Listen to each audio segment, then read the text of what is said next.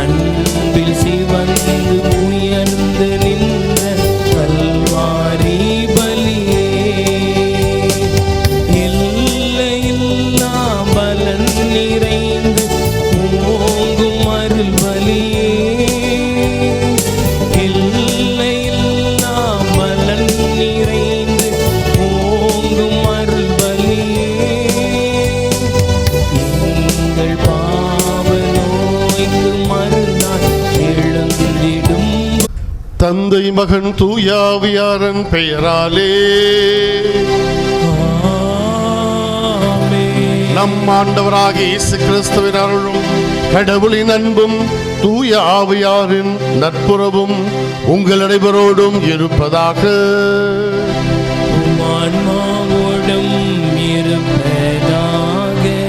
கிறிஸ்து இயேசுவில் பிரியமான சகோதர சகோதரிகளே, உங்கள் அனைவருக்கும் முதலில் காலை வணக்கத்தை உரித்தாக்கிக் கொள்கின்றேன். Good morning to you all. Good morning. பிரியமானவர்களே, இன்று 3 விழாக்களை கொண்டாடுகின்றோம். முதல் விழா இன்று தமிழ் புத்தாண்டு என்று அழைக்கப்படுகின்ற தமிழ் மாதத்துடைய சித்திரை திருவிழா. சித்திரை திருவிழாவை இன்று நாம் அருமையாக தமிழ் புத்தாண்டாக தமிழ்நாட்டு மட்டுமல்ல தமிழ் பேசுகின்ற நல் உலகம் இன்று தமிழ் புத்தாண்டை கொண்டாடுகிறது. ஆகவே உங்கள் அனைவருக்கும் புத்தாண்டு வாழ்த்துக்களை ஓப்புடனும் மகிழ்ச்சியுடனும் தெரிவித்துக் கொள்கின்றேன். இரண்டாவது பிரியமானவர்களே, நமக்கெல்லாம் ஒரு அருமையான கான்ஸ்டிடியூஷன் அதை வழங்கிய திரு B.R. அம்பேத்கர் அவருடைய பிறந்த நாள் விழாவை கொண்டாடுகின்றோம். ஒரு மாமனிதன், அவரை ஒரு சாதிக்குள் அடக்கிவிட முடியாது. அவர் இல்லை என்றால் நமக்கு கான்ஸ்டிடியூஷன் கிடையாது. ஆக ஒரு அருமையான மனிதனை இறைவன் இந்தியாவுக்கு தந்ததற்காக, இந்தியாவுக்கு மட்டுமல்ல, நம்முடைய இந்தியன் கான்ஸ்டிடியூஷன் பிரிட்டிஷ் கான்ஸ்டிடியூஷனை விட மிகச் சிறப்பாக இருப்பதாக வல்லுநர்கள் சொல்கிறார்கள். ஆகவே அந்த மனிதனை இறைவன் நமக்கு தந்ததற்காக இறைவனுக்கு நன்றி கூறுவோம். தாயாம் திரு அவை இன்று லித்வினா என்கின்ற புனிதையை நன்றியோடு நினைவு கூறுகின்றோம். இவர் 14ஆம் நூற்றாண்டில் வாழ்ந்த ஒரு அருமையான புனிதை. இவங்க திடீர்னு இந்த ஐஸில் ஸ்கேட்டிங் பார்த்துருப்பீங்களே, ஐஸில் சறுக்கு விளையாடி கொண்டிருந்த போது கீழே விழுந்துகிறார்கள். விழுந்ததில் அவர்களுக்கு கால் அடிபட்டு கடைசி வரைக்கும் அவங்களுக்கு கால் சரியாக வரலை. ஆனால் வழுக்கி விழுந்தவர்கள் ஆண்டவரால் எழுப்பப்பட்டு தன்னுடைய வேதனைகளையெல்லாம் பொறுத்து கொண்டு ஒரு மிஸ்டிக்காக, ஒரு அனுபூதியாக அவர்கள் வாழ்ந்து மற்றவர்களுக்கு, அதாவது நம்முடைய தாய் திருச்சபைக்கு வேதனைகளை எப்படி சாதனைகளாக மாற்ற முடியும் என்று கற்றுத்தந்த புனித லித்வினால் அவருடைய விழாவையும் கொண்டாடுகின்றோம். அதோடு மிக சிறப்பாக இந்த ஏப்ரல் மாதம் 14ஆம் தேதி எனக்கு அருள்ராஜ் சார் மற்ற சார்லாம் என்ன சொல்கிறாங்க, ஃபாதர் முதல்ல கூட்டம் கம்மியாக இருக்கும், போக போக கூட்டம் அதிகமாகும் அப்படின்னாங்க. என்னுடைய எதிர்பார்ப்புக்கு மாறாக முதல்லையே இவ்வளோ பேர் வந்துட்டாங்க. 250 பேருக்கு தான் சாப்பாடு வச்சுருக்காங்களாம். சரியா? இப்போ பார்த்தா எனக்கு தெரிந்த 300 பேராவது வந்திருப்பீங்க. இன்னும் அதிகமான பேர் வந்து கொண்டிருக்கிறார்கள். இதுவே ஈஸ்டர் உயிர்ப்பாகும். ஆகவே இறைவனுக்கு நன்றி கூறுவோம். இறைவன் தொடர்ந்து நம்முடைய குடும்பங்களை அபரிவிதமாக ஆசீர்வதிக்க வேண்டும் என்றும், ஆவியின் தூண்டுதலால் நாம் தூண்டப்பெற்று நாம் வருகின்ற பெந்தகோஸ்து பெருவிழாவை மிக சிறப்பான விதத்தில் கொண்டாட இறைவன் நமக்கு திடத்தையும் தர வேண்டும் என்று இந்த திருப்பலியின் வழியாக இணைந்து மன்றாடுவோம். தவறிய குற்றங்கள், பாவங்கள் இவற்றை நினைத்து பார்த்து ஆண்டவரது அருள் மன்னிப்பை இறைஞ்சி மன்றாடுவோம்.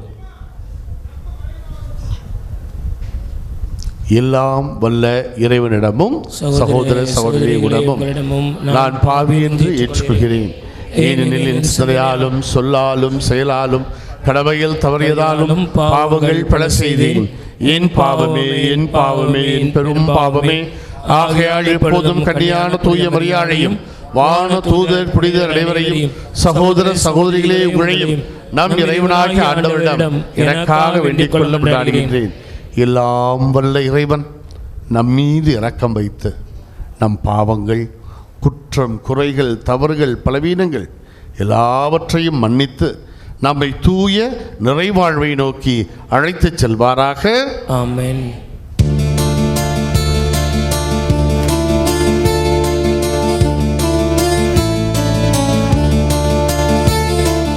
ஆண்டவரே இரக்கமாயிரும்.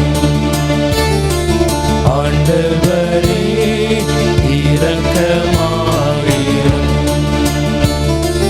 கிறிஸ்துவே இரக்கமாயிரும். கிறிஸ்துவே இரக்கமாயிரும். ஆண்டவரே இரக்கமாயிரும். ஆண்டவரே இரக்கமாயிரும்.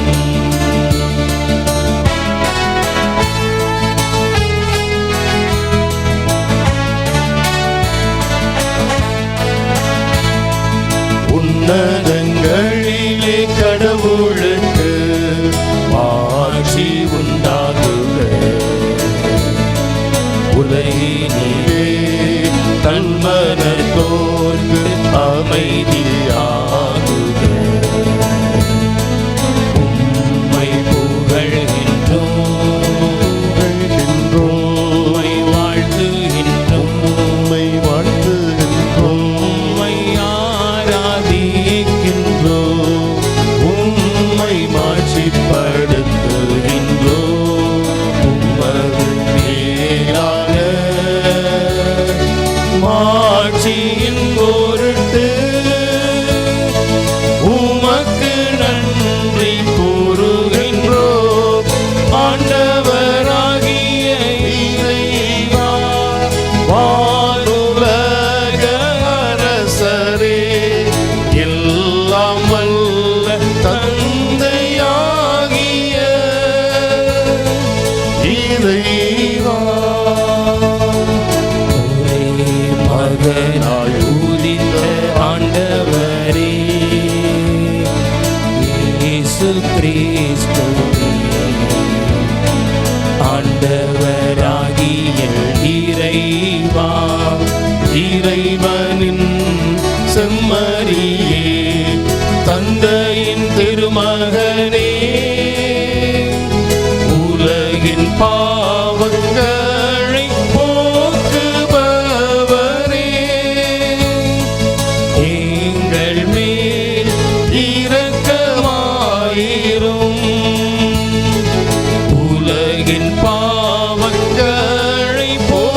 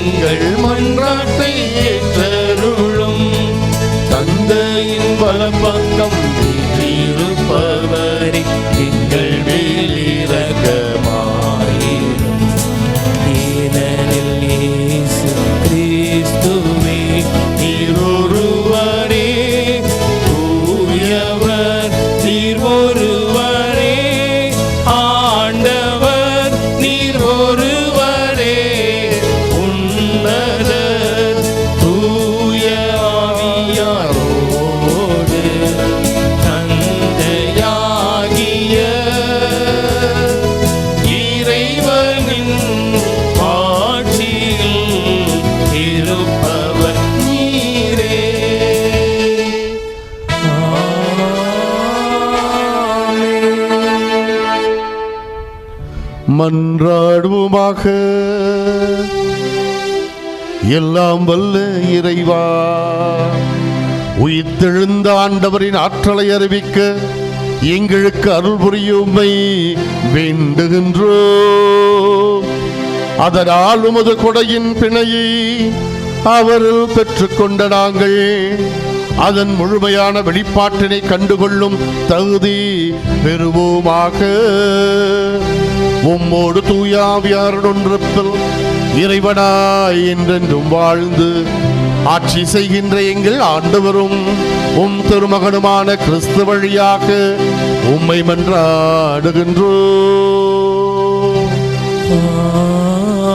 ஆமென். முதல் வாசகம். ஒரே உள்ளமும் ஒரே உயிருமாயிருந்தனர். திருத்தூதர் பணிகள் நூலிலிருந்து வாசகம்.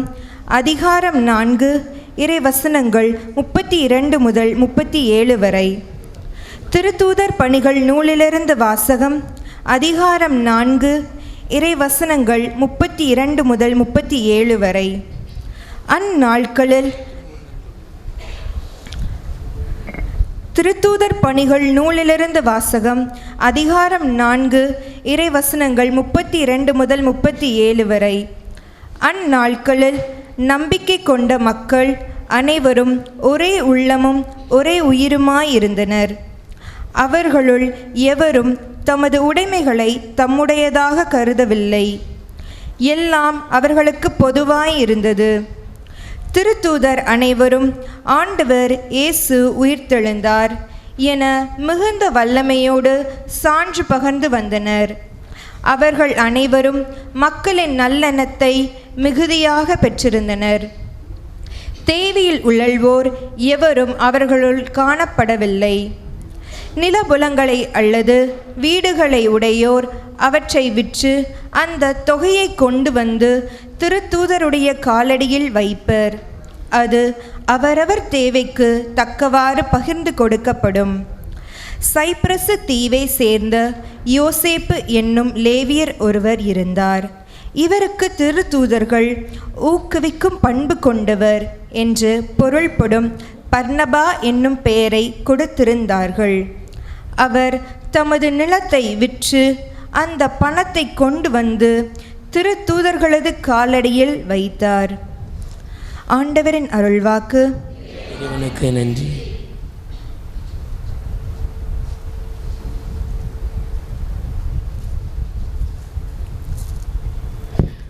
திருப்பாடல் 93. நாம் அனைவரும் இணைந்து பாட வேண்டிய பதிலுரை. ஆண்டவர் ஆட்சி செய்கின்றார், மாட்சியை ஆடையாய் அணிந்துள்ளார்.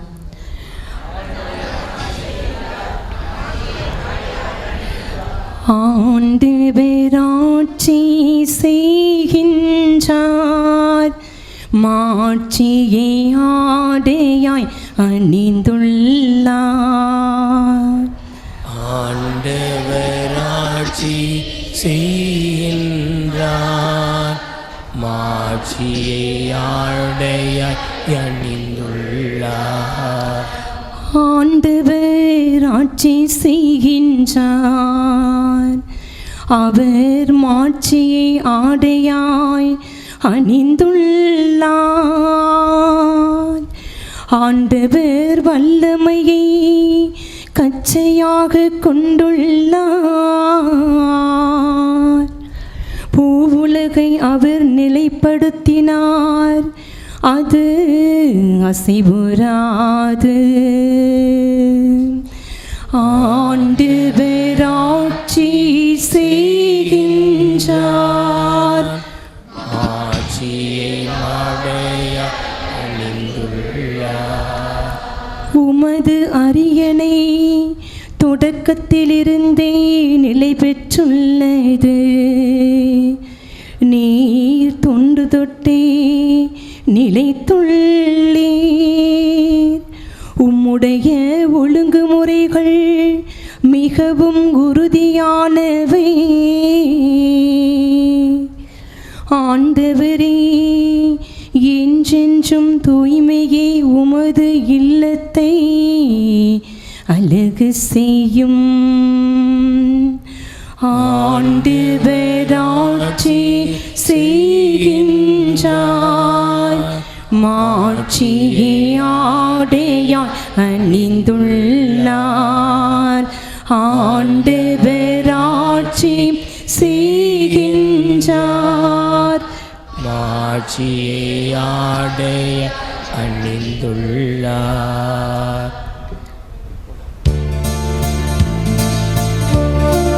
அல்லேலூயா, அல்லேலூயா, அல்லேலூயா, அல்லேலூயா, அல்லேலூயா. என்னென்ன அற்புத ராகங்களில் இறையுன்னை வாழ்த்திடவே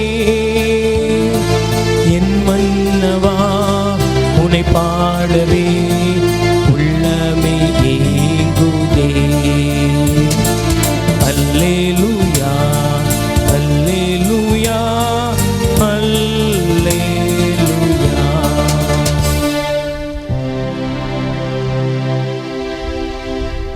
ஆண்டவர் உங்களோடு இருப்பாராக.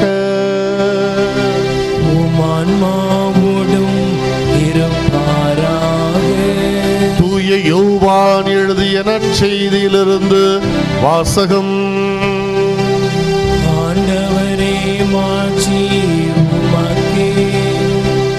யோவான் எழுதிய நற்செய்தி பிரிவு 3 இறை சொற்றொடர் 7 15 வரை. யோவான் 3ஆம் அதிகாரம் திருவசனங்கள் 7 15 வரை.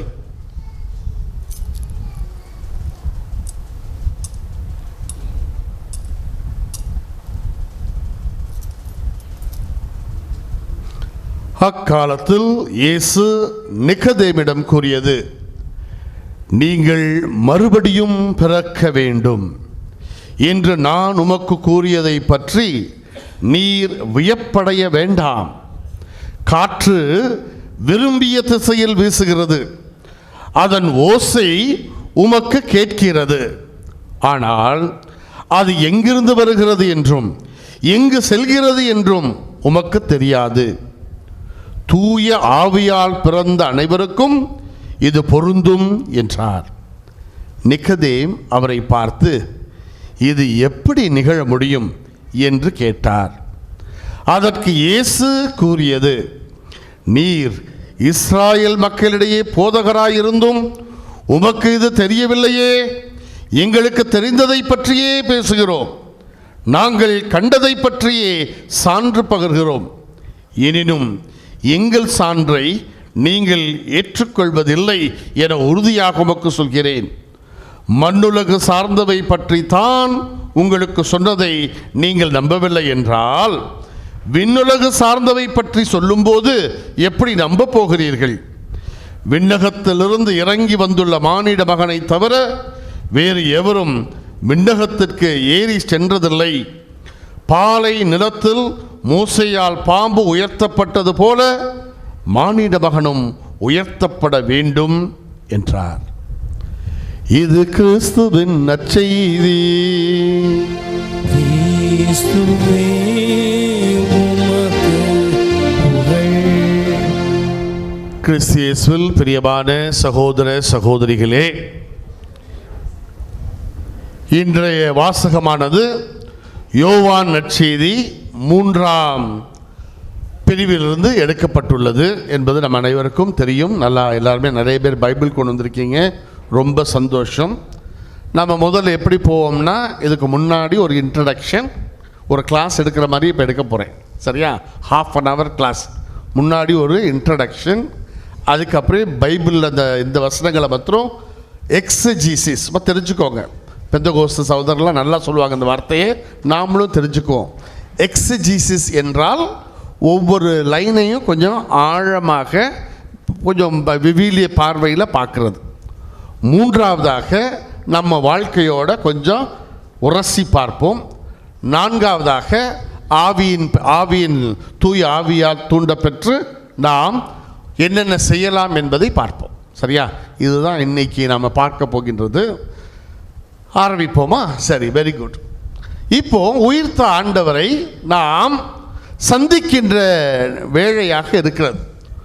உயிர்த்த ஆண்டவரை நீங்களும் நானும் சந்தித்தால்தான், அது அனுபவமாக மாறினால்தான் பிரியமானவர்களே பெந்தகோஸ்து பெருவிழாவை நீங்களும் நானும் கொண்டாட முடியும்.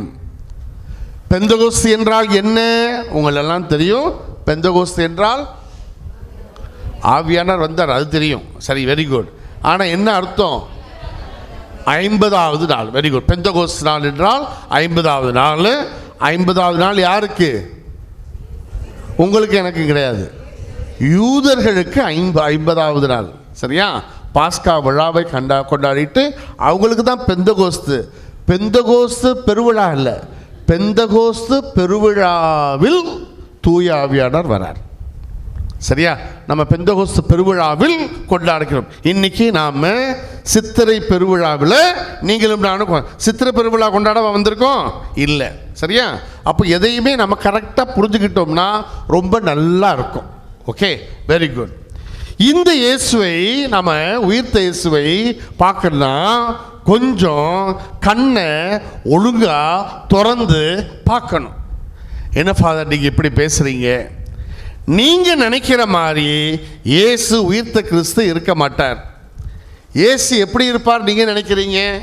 கொஞ்சம் அழகாக தாடி வச்சுட்டு, நல்லா கொஞ்சம் ட்ரிம் பண்ணிவிட்டு, ரெட் கலர் ட்ரெஸ் போட்டுட்டு, அப்படியே ப்ளூ கலர் ட்ரெஸ்ஸை உள்ளே போட்டுட்டு, இல்லையா, கொஞ்சம் ஹேர் ஸ்டைல் அப்படி வச்சுக்கிட்டு, அதுக்கப்புறம் இந்த பக்கம் கொஞ்சம் பிளட்டு வர்ற மாதிரியும், இந்த பக்கம் அப்படியே இருதயத்தை காட்டுற மாதிரியும், இந்த பக்கம் அப்படியே மேஜிக்காக ஒரு 4 லைட் வர்ற மாதிரியும் இப்படி வருவார நீங்கள் எதிர்பார்த்தீங்கன்னா இயேசுநாதர் வரமாட்டார்.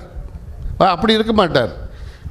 ஒரு படத்தை நமக்கு காட்டுறாங்கன்னா ஒவ்வொன்றுக்கும் இருதய ஆண்டவர் இப்படி இருப்பார்னு காட்டுவாங்க. ஆனால் உயிர்த்தாண்டவர் எப்படி இருப்பார் நமக்கு தெரியாது. என்ன ஃபாதர் சொல்கிறீங்க? உயிர்த்தாண்டவர் சுரூபத்தை ஒவ்வொரு கோயில்லையும் சூப்பராக அப்படியே மெதுவாக தூக்கி கொண்டு வந்து காட்டினாங்களே, ஏதாவது தப்பெல்லாம் கிடையாது. ஆனால் நீங்களும் நானும் எப்படி கண்டுகொள்ள போகிறோம் என்பதுதான் முக்கியம். ஏன்னா மக்தலா மரியாளுக்கு இயேசுவை நல்லா தெரியுமா? நல்லா தெரியும். மக்தலா மரியாளுக்கு இயேசுவை நல்லா தெரியும். ஏன்னா இயேசுவின் திருப்பாதங்களை தொட்டு அழுது தன்னுடைய கூந்தலால் தொடச்சாங்க. அவ்வளவு க்ளோஸ். சரியா? அவ்வளோ க்ளோஸாக இருந்தவங்களுக்கு என்ன ஆச்சு பாருங்க. உயிர்த்தாண்டவர் காட்சி கொடுக்குறாரு. யாரோ தோட்டக்காரர் என்று நினச்சிக்கிட்டு இருந்தாங்க. பக்கத்தில் தோட்டக்காரர் அங்கே இருந்திருப்பார். நம்ம அந்தோணியன் இல்லை சார், பக்கத்தில் தான் இருந்திருப்பார். கூப்பிட்றாங்க, புரிஞ்சிக்க முடியல. அப்போ ஒரு வார்த்தை சொல்கிறாங்க. என்ன சொல்கிறாங்க? மரியா. பாருங்க, ஞானஸ்தான பேர் ரொம்ப அவசியம். இன்றைக்கி ஞானஸ்தான பேரை வச்சுக்கிட்டு ஒன்று பட்ட பேரில் கூப்பிட்றாங்க அல்லது பெட் நேமில் கூப்பிட்றாங்க. பாருங்கள், எங்கிட்ட வந்துட்டு ஒருத்தர் ஒரு அம்மா கேட்குறாங்க, தம்பியை பார்க்கணும். 5288 பேர் இங்கே காலேஜில் இருக்காங்க. ஒரு அம்மா கேட்குறாங்க, தம்பியை பார்க்கணும்.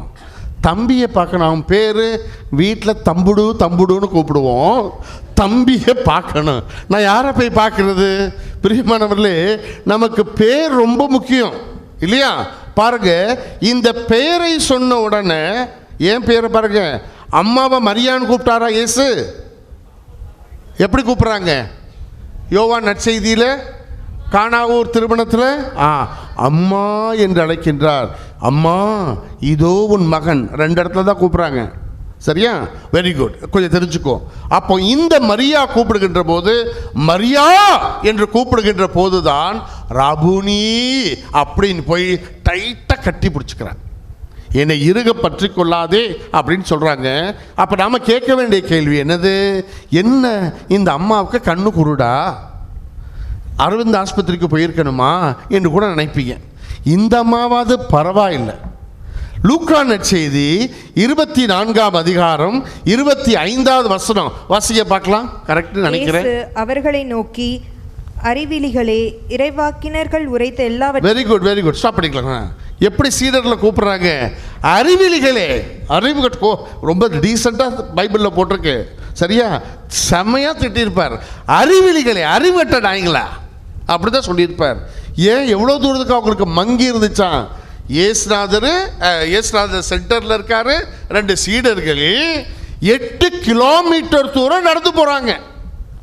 எங்க மூஞ்ச பார்த்துருக்க மாட்டாங்களா, பேசியிருக்க மாட்டாங்களா? 8 கிலோமீட்டர் தலையை குனிஞ்சுக்கிட்டே போவாங்க. அவங்க என்ன கல்யாணம் கட்டின பிள்ளைங்களா? இல்லையே, அவங்க சீடர்கள் இல்லையா? இயேசுநாதரோட குரலை கேட்டிருப்பாங்க, இயேசுநாதரை பார்த்துருப்பாங்க, அட்லீஸ்ட் குனிஞ்சிருந்த தலைப்பு இருந்தாலும் அவருடைய காயங்களையாவது பார்த்துருப்பாங்க இல்லையா? ஆனால் ஒருத்தரும் பார்க்க முடியல. அதனால தான் ஆண்டவர் சொல்றார் அறிவிழிகளே என்றார். அப்பத்தை பிடுகையில்தான் அனுபவம். மீண்டும் பாருங்க, பெயர் அனுபவம். இரண்டாவது என்ன அனுபவம்? அப்பத்தை பிடுகையில்தான் இயேசுவை உணர்ந்து கொள்றாங்க. மூன்றாவது பாருங்க, பின்னாடி வரும், எல்லாத்தையும் பார்த்து டைம் ஆயிரும். மூன்றாவது, ராயப்பருக்கு எவ்வளவு தெரியும், நம்ம ராயப்பர் பேதுருவுக்கு எவ்வளவு தெரியும்.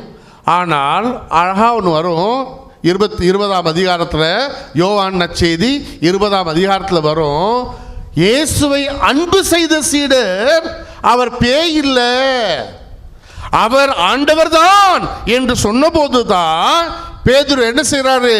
அவர் நிர்வாணமாக இருந்ததால் ஆடையை கட்டிக்கொண்டு தண்ணிக்குள்ள குதிச்சு ஆண்டவர் இயேசுவை பார்க்க போறாங்க. அப்போ தலைமை பீடத்தில் அமர்ந்திருக்கின்றவர்களுக்கு கூட இயேசுவின் அனுபவம் இல்லை என்றால் பார்க்க முடியாது, உயிர்த்த கிறிஸ்துவை பார்க்க முடியாது. இதுதான் பேக்ரவுண்ட். நீங்களும் நானும் ஆண்டவராகிய இயேசுவை இல்லை, உயிர்த்த ஆண்டவராகிய இயேசு கிறிஸ்துவை நீங்களும் நானும் பேச வேண்டுமென்றால், உரையாட வேண்டுமென்றால், உறவாட வேண்டுமென்றால் அனுபவம் ரொம்ப ரொம்ப ரொம்ப ரொம்ப ரொம்ப முக்கியம். மந்த புத்தி உள்ளவங்களாக இருந்தால் முடியாது. அப்போ இந்த நேரம் நம்ம பெந்தகோஸ்து பெருவிழாவுக்காக நம்மையே தயாரிக்கின்ற போது நம்ம ஆண்டவர்கிட்ட 5 சக்திகளை கேட்கணும். முதல் சக்தி என்னது? ஆண்டவா, எனக்கு அறிவு சக்தியை கொடு, காக்னிட்டிவ் நாலேஜ். இன்னைக்கு அறிவு அற்றவர்களாக நிறைய பேர் போறாங்க. ஃபர்ஸ்ட் காக்னிட்டிவ் நாலேஜ், அறிவு. சரியா? யாருக்காவது உங்களை பார்த்தா அழகு இல்லாதவன் சொன்னால் கோபம் வராது, அறிவு கட்டவனேன்னு சொன்னால் கோபம் வந்துடும் இல்லையா? ஏன்னா மனுஷனையும் மிருகத்தையும் பிரிக்கிறது அறிவு தான். அப்போ முதல்ல நாம் தூய ஆவியாரிடம் கேட்க வேண்டிய அருள் என்னவென்றால், ஆண்டவரே, இன்றைய உலகிலே நான் உம்முடைய வார்த்தையை நான் அறிவோடு பெற்றுக்கொள்ள வரம் தா.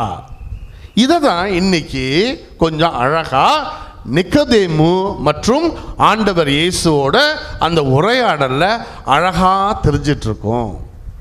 நிக்கதேமை பார்த்து ஆண்டவர் இயேசு ஒரு வார்த்தை அழகா சொல்றாரு.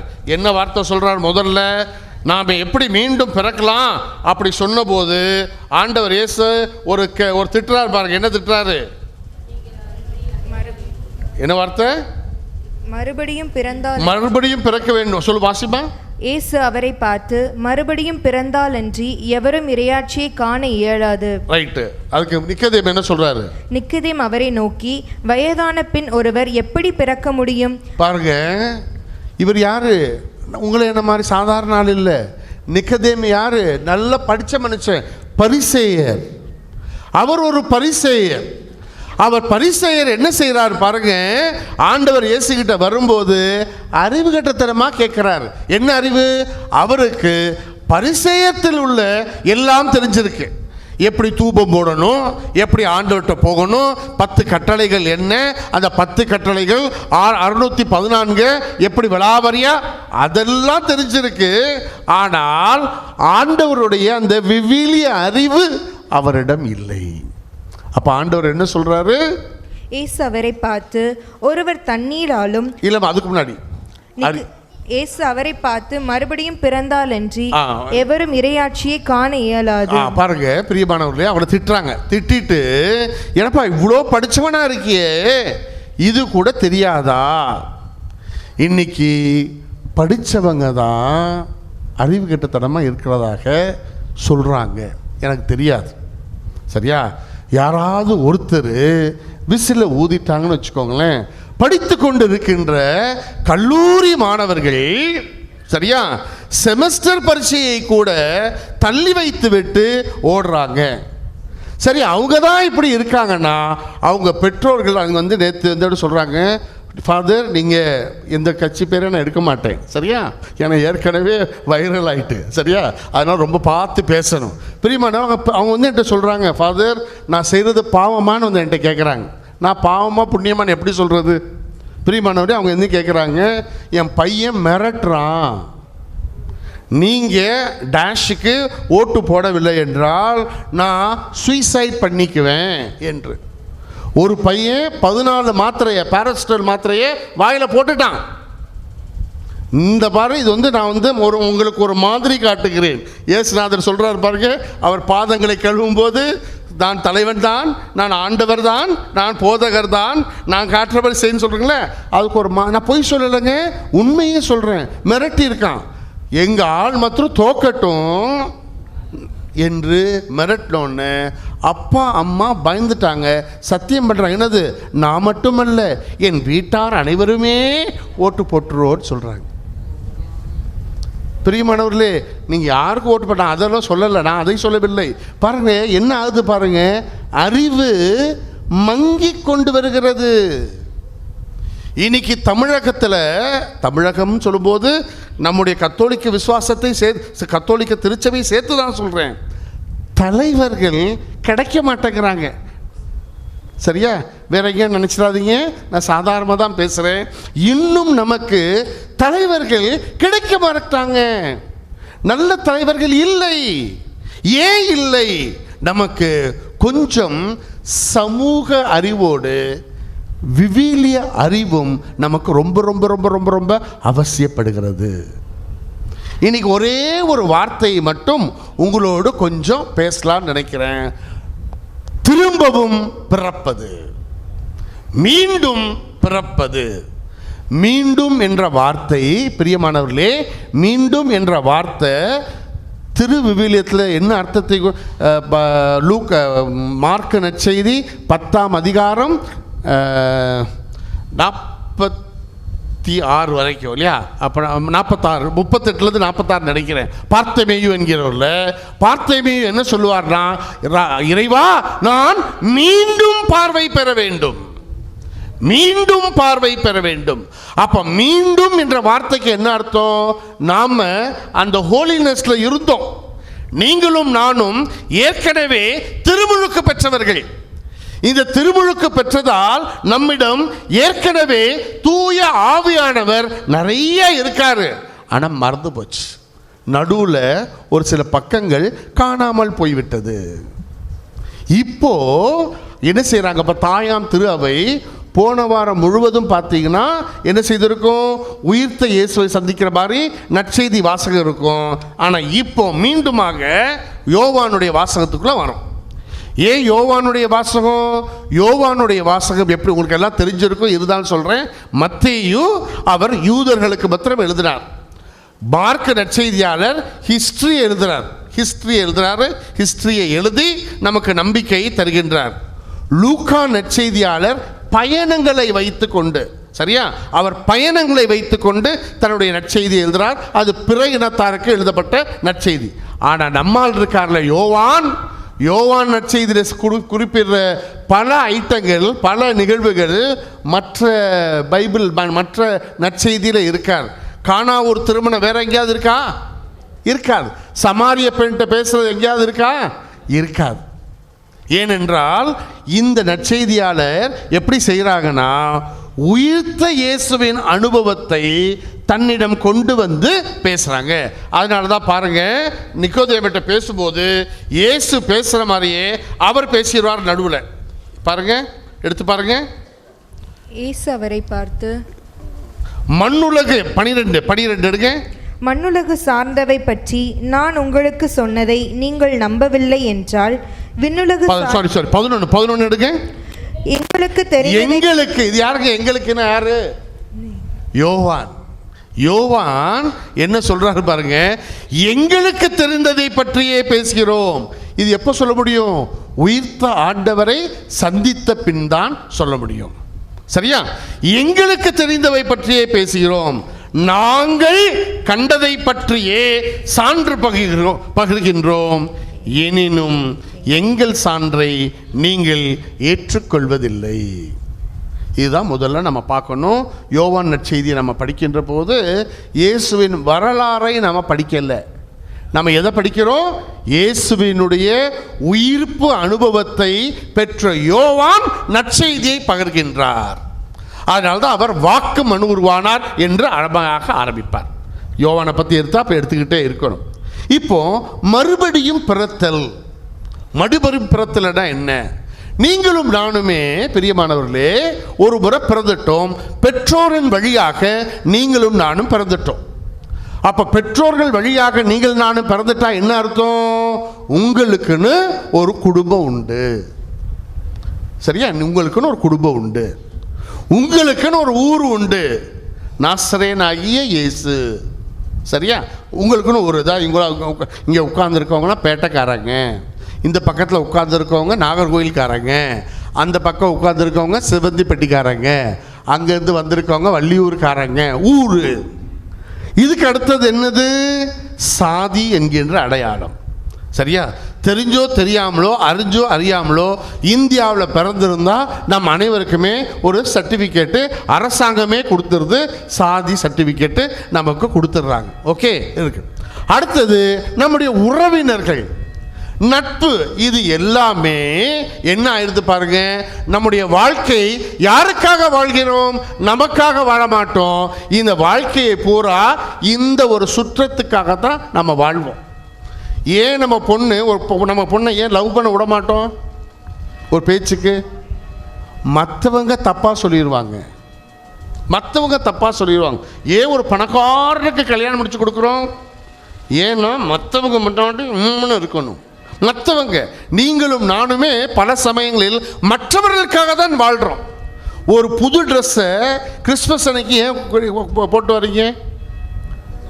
இயேசுநாதர் கந்தல் துணியில் பிறந்திருக்கார். சரியா? உடுத்திக்கிறதுக்கு ஒன்றுமே இல்லை. அப்போ எல்லாரும் அன்னைக்கு என்ன செய்யணும்? ஃபாதர் உட்பட எப்படி போட்டு வரணும்? ஒரு துண்டை கட்டிட்டு வரணும். சரியா? அங்கங்கே கிழிஞ்சிருக்கணும். பிதாசுவன் போடும்போதே ஃபாதருக்கு பாரு 4 ஓட்டை இருக்குது பாரு ட்ரெஸ்ஸில். இவர் தான் பெரிய சாமியார், இவருக்கு 8 ஓட்டை இருக்குது பாரு ட்ரெஸ்ஸில். இவர் ஆயர், இவருக்கு 16 ஓட்டை இருக்குது பாரு அப்படின்னு சொல்லக்கூடிய அளவுக்கு இருந்திருக்கணும். இயேசுவை பின்பற்றுக்கணும்னா இல்லை. நான் என்ன செய்வேன்? இந்த ட்ரெஸ்ஸை போட மாட்டேன். கிறிஸ்மஸுக்கு இதை விட பல கலகலான்னு இருக்கிற ட்ரெஸ் தான் போட்டு வருவேன். அப்போது பிரியமானவர்களே, நம்ம இயேசுக்காக போடல. என்ன செய்கிறோம்? மற்றவர்களுக்காகத்தான் வாழ்ந்து கொண்டு இருக்கிறோம். எவ்வளோ தூரத்துக்கு பாருங்களேன், நம்ம பிள்ளைங்க படிக்கிறது கூட மற்றவங்களுக்காக தான். என் வயிற்ற கட்டி வாயை கட்டி, உங்களை யார் கேட்டா? உங்களை யார் வயிற்ற கட்ட சொன்னால் வாயை கட்ட சொன்னான்? அவனுக்கு படிக்கணும், படிச்சுட்டு போகிறான். பிரியமானவர்களே, பிறருக்காகத்தான் வாழ்ந்து கொண்டிருக்கிறோம். அதுதான் கீழ்பிறப்பு. கீழ்மையான பிறப்பு இல்லை, கீழ்பிறப்பு என்றால் பெற்றோர்கள் வழியாக வந்த ஒரு பிறப்பு. இது உலகம் சார்ந்த ஒரு பிறப்பு. இப்போ ஆண்டவர் இயேசு என்ன சொல்றாருன்னா, யோவான் வார்த்தையில் வழியாக என்ன சொல்றாங்க? மறுபிறப்பு. அந்த மறுபிறப்பு எப்படி இருக்குமா? அந்த மறுபிறப்பு மேலிருந்து அருளப்படணும், தூய ஆவியானவர் செயல்படணும், கடவுள் தரணும். இந்த மூன்றும் அது எப்படி வருமா? நீரினாலும் ஆவியாலும் வரும். இந்த வார்த்தையை நம்ம மனசில் நல்லா பதிஞ்சுக்கணும். நீராலும் ஆவியாலும் வரும். அப்போ நிக்கதேமுக்கு ஒன்றும் புரியலை, ஒன்றும் புரியலைங்க அப்படின்னோடனே ஒரு எக்ஸாம்பிள் ஆர்டர் கொடுக்குறார். என்ன எக்ஸாம்பிள் கொடுக்குறாரு? காற்று. காற்று எங்கேருந்து வருது தெரியுமா? இல்லை, புயல் சிம்பல் உருவாகும், இந்த இடத்துல உருவாகுமே தவிர்த்து ஏன் உருவாயிச்சு தெரியாதுங்க. கஜா புயல்ன்றான், கன்னி புயல்ன்றான், அந்த புயல்ன்றான், புயலுக்கு ஒரு பேரை வைக்கிறான். ஆனால் எப்படி உருவாயிச்சு? அந்த காற்று தாழ்வெழுத்த மண்டலம் இல்லை, அதெல்லாம் கேட்கல. இந்த மண்டலம் காற்று எங்கேருந்து வந்துச்சு தெரியாது. சென்னையை தாக்கும் யூகிக்கலாம், ஆனால் சென்னையை தாக்காது. அது அப்படியே நெல்லூர் வழியாக போய் ஒரிசா வழியாக போய் கடந்துடும். எப்படி போகுது, எப்படி வரப்போகுதுன்னு யாருக்கும் தெரியாது. அதே மாதிரி தான் பிரியமானவர்களே, அதே மாதிரி தான் நம்முடைய வாழ்வு எப்படி என்று தெரியாது. உதாரணத்திற்கு நல்ல மனுஷன் யாரு? நம்ம தோமையார் பாருங்க, இருக்கிறதுல அவர் தான் ரொம்ப அறிவார்ந்தவர்னு காட்டுறாரு. நான் தான் அறிவார்ந்தவன். ஏன்னா 10 பேர் உள்ள உட்கார்ந்துருக்கீங்க, ஒருத்தன் கூட செக் பண்ணலையே, யாருமே செக் பண்ணலையே. நான் தான் செக்கிங் இன்ஸ்பெக்டர்.